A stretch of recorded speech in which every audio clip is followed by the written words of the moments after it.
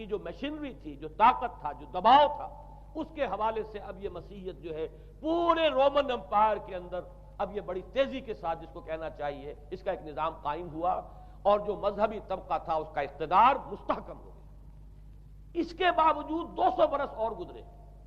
یونان چونکہ بہت بڑا مرکز تھا علم کا، فلسفے کا، سائنس کا، حکمت کا، آپ کو معلوم ہے یہ تمام ارسطو ہو، افلاطون ہو، یہ سب یونان کے ہیں، ارشمیدس ہو، یہ تمام کے تمام جو بھی ہے، تو سائنس اور فلسفہ دونوں اس کا گہوارہ یونان تھا۔ یونانی حکماء اعتراض کرتے تھے، لہذا سن 529 اس کو نوٹ کر لیجئے۔ جسٹینین ایک قیصر تھا، اب قسطنطین کے 200 برس بعد، اس نے اپنی پوری مملکت میں فلسفہ اور سائنس کی تعلیم حرام قرار دے دی۔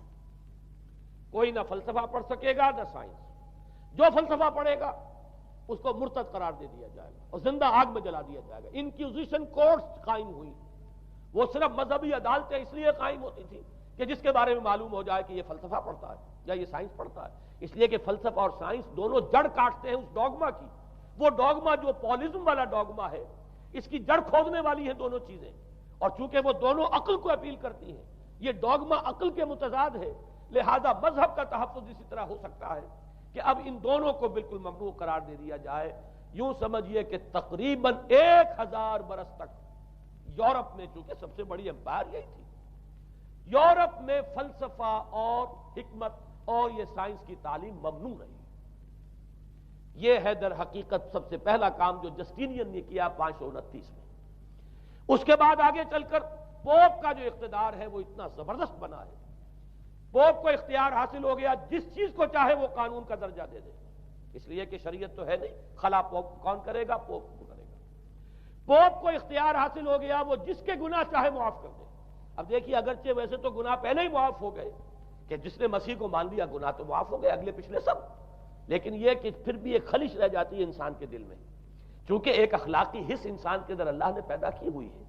جب کوئی شخص کرتا ہے، کوئی بدکاری کرتا ہے، کوئی چوری کرتا ہے، ڈاکہ ڈالتا ہے، تو وہ جو ایک کانشنس ہے، وہ جو پرک کرتا ہے، اس کو بھی ختم کرنے کے لیے اگر پوپ یا کارڈینل یا اس کے کسی نمائندے کے سامنے جا کر اعتراف گناہ کر لو اور کچھ اس کی مٹھی گرم کرو، کچھ ہدیہ پیش کرو، تو توبہ نامہ، معافی نامہ تمہیں دے دیا جائے گا، اور وہ جو چیز ہے وہ تمہارے لیے سند ہے کہ کوئی تم سے باز پرس تمہارے گناہ کے نہیں ہو سکے۔ پھر ان کی قیمتیں تھیں، ان کے لیے بڑی بڑی جو ہے ہدیے مقرر کیے گئے تھے۔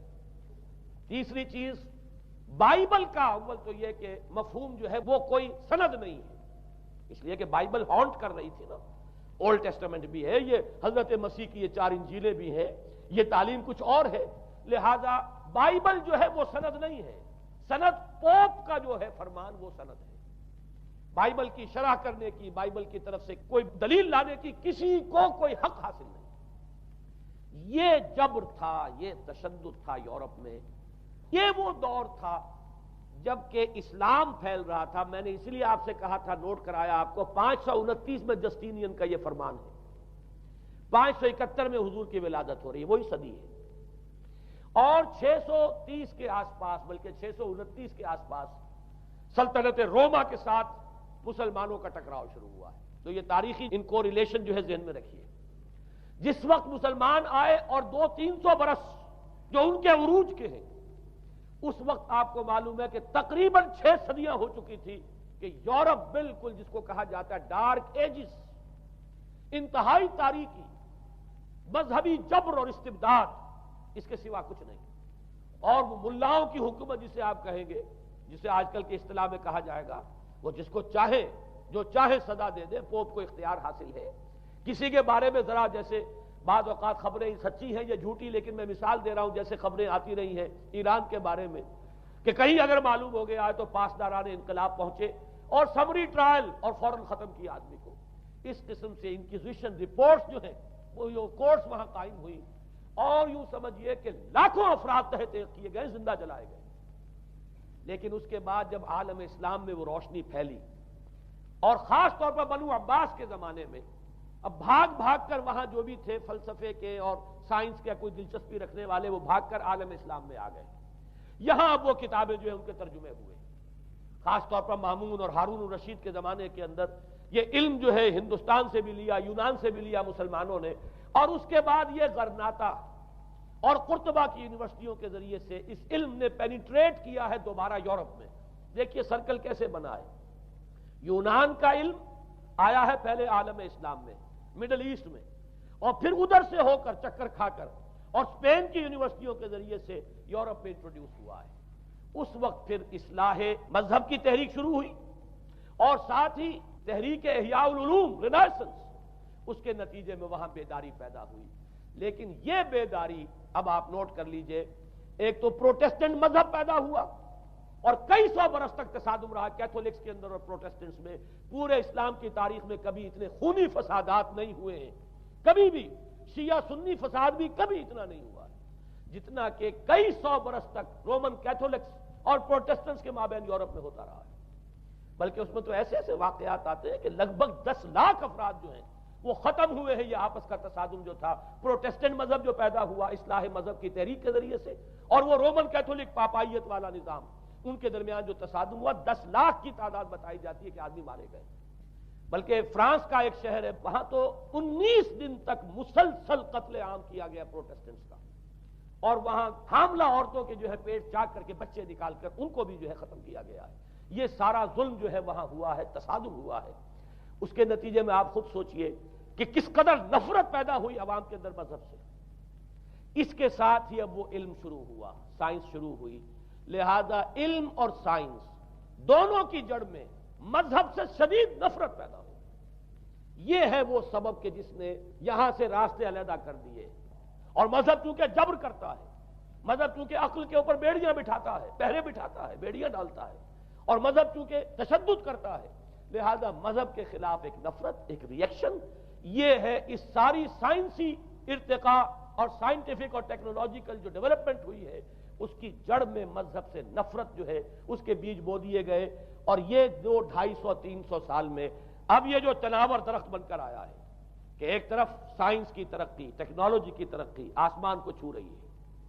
آج انسان چاند کے اوپر تو انسان کے قدم جو ہے پہنچ چکے ہیں، اور آپ کا ایک راکٹ جو ہے وہ پورے تمام سیارے جو ہیں ہمارے سولر سسٹم کے ہیں ان سب کا چکر لگا کر، اور وہ اس سے باہر چلا گیا ہے، خلا کے اندر کہاں گیا کچھ پتا نہیں۔ لیکن یہ کہ تقریباً یوں سمجھیے کہ سن 77 کا چلا ہوا وہ، اور 12 برس تک اس نے سفر طے کیا ہے، کم سے کم سولر سسٹم کا جو ہے اس نے پورا جو ہے احاطہ کیا ہے۔ اور جو میں نے آپ کو وہ احادیث سنائی، ان کے حوالے سے بات کیا سمجھ میں آئی کہ یہ سائنٹیفک، ساری کی ساری سائنٹیفک ڈیولپمنٹ، یہ ٹیکنالوجیکل ڈیولپمنٹ، لیکن چونکہ اس کے ساتھ مذہب کا انکار ہے، خدا پر ایمان نہیں ہے، آخرت کا یقین نہیں ہے، روح کا گویا کہ انکار، روحانیت تو بہت دور کی بات ہے، روح کا بھی انکار۔ نتیجہ یہ ہے کہ ان دونوں چیزوں کے مابین وہ گیپ، جسے میں نے کہا تھا ایپالنگ گیپ، ایک بہت بڑا گیپ ہے جو پیدا ہو چکا ہے۔ اب میں حدیث آپ کو سنا رہا ہوں، بخاری شریف میں جو روایت ہے، حضور نے فرمایا کہ دجال کے ماتھے پر لکھا ہوا ہوگا کافارا، کفر۔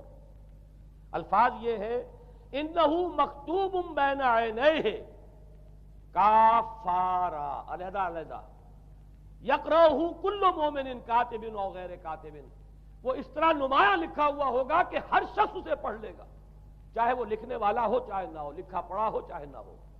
یعنی اس تہذیب کی پیشانی پر کفر لکھا ہوا ہے، مذہب سے دشمنی، مذہب سے بغض، مذہب سے دوری، مذہب کی ہر چیز کی نفی۔ آج جو ایک ورلڈ سویلائزیشن ہے، ایک عالمی تہذیب ہے جس کا کہ غلبہ ہے ہمارے اس پورے گلوب پر، اس میں 3 چیزوں کے مقابلے میں 3 چیزوں کی اہمیت ہے۔ خدا کی اہمیت نہیں ہے، ہوگا، ہم انکار بھی نہیں کرتے، لیکن ہم جانتے بھی نہیں کہ ہے کہ نہیں۔ ہاں، اہمیت کائنات کی ہے، غور کرو، کائنات کے قوانین کو سمجھو، ایکسپلائٹ کرو، قوت جو ہے نیچر کی قوت اس کو مسخر کرو، اس کو استعمال کرو، ہوگا خدا، ہے یا نہیں ہے چھوڑو اس بحث کو۔ اصل اہمیت جو ہے وہ کائنات کی ہے۔ اسی طرح اصل اہمیت اس جسم کی ہے، مادے کی ہے۔ روح ہوگی کوئی شے ہمیں نہیں پتا، نہ ہم دیکھ سکتے ہیں، نہ ہم اسے چھو سکتے ہیں، نہ چکھ سکتے ہیں، ہوگی، لیکن یہ کہ اصل جو ہے اہمیت وہ مادے کی اور جسم کی، اس کی فکر کرو۔ اسی طریقے سے حیات دنیاوی، اصل سے حیات دنیاوی ہے، اس کو بناؤ، سنوارو، بہتر سے بہتر زندگی گزارو، ویلفیئر سٹیٹ ہو، بہت ہی عمدہ ماحول